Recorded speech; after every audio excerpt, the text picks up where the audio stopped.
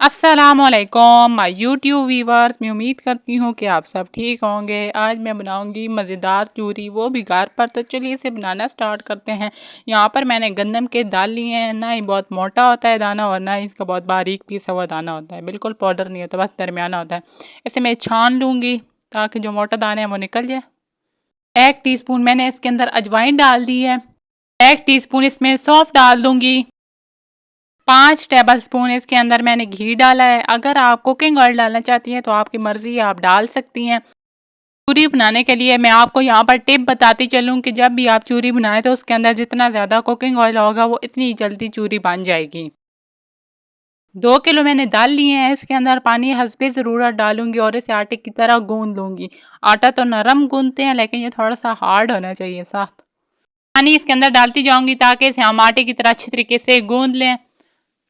तो ये सारा गीला हो चुका है मिक्सचर। चूरी बनाने के लिए काफ़ी टाइम लग जाता है। 5 मिनट के बाद मैंने इसे अच्छे तरीके से गूंद लिया और इसे आधे घंटे के लिए रेस्ट के लिए रख दूंगी।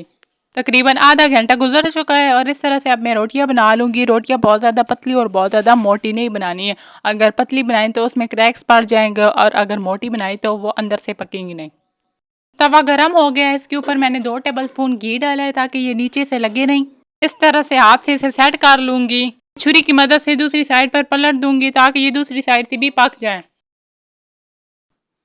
तकरीबन 10 मिनट के बाद ये पक कर तैयार हो गई है। अब मैं इसे तवे से उतार लूंगी और इसे हाथों की मदद से गरम गरम मसल लूंगी। यहाँ पर मैं आपको ये बताती चलूँ कि आपने रोटी को गरम गरम मसल लेना है तो ये जल्दी चूरी बन जाएगी। चूरी हो गई है। अब मैं इसे छानने की मदद से छान लूंगी ताकि मोटे टुकड़े ऊपर रह जाए और चूरी नीचे रह जाए।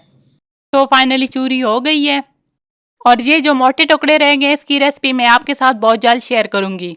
चूरी को भूनने के लिए मैंने इसे एक कढ़ाई के अंदर डाल दिया है और इसके अंदर 1 टेबल स्पून सौंफ डाल दिया है।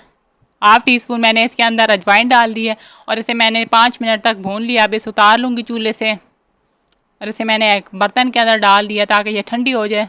चूरी के लिए चाशनी रेडी करने के लिए 5 टेबल स्पून मैंने इसके अंदर घी डाला है। घी मेल्ट हो गया है। 5 टेबल स्पून मैंने इसके अंदर शक्कर डाल दी है और ये 8 कप चूरी की मेजरमेंट के लिए काफ़ी है। 2 किलो मैंने आटा गूंद लिया था रोटियों की, फिर मैंने चूरी बना ली थी और चूरी में से फिर मैंने 8 कप चूरी ले ली थी। 1 कप मैंने इसके अंदर पानी डाल दिया है ताकि शक्कर अच्छी तरीके से डिज़ोल्व हो जाए। चूरी के लिए हमें बहुत ज़्यादा थिक चाशनी नहीं चाहिए। तकरीबन 5 मिनट के बाद अब इसके अंदर मैं भुनी हुई सारी चूरी डाल दूंगी और इसे अच्छे तरीके से मिक्स कर लूँगी। आप इस स्टेज पर कोई भी मेवाजात वगैरह डाल सकती हैं लेकिन मैंने नहीं डाले। तो ये अच्छे तरीके से मिक्स हो गई है। तो ये है माशाल्लाह अल्हम्दुलिल्लाह चूरी की फाइनल लुक। मैं आपके साथ मिलूंगी एक नए व्लॉग में। तब तक के लिए अल्लाह हाफिज़।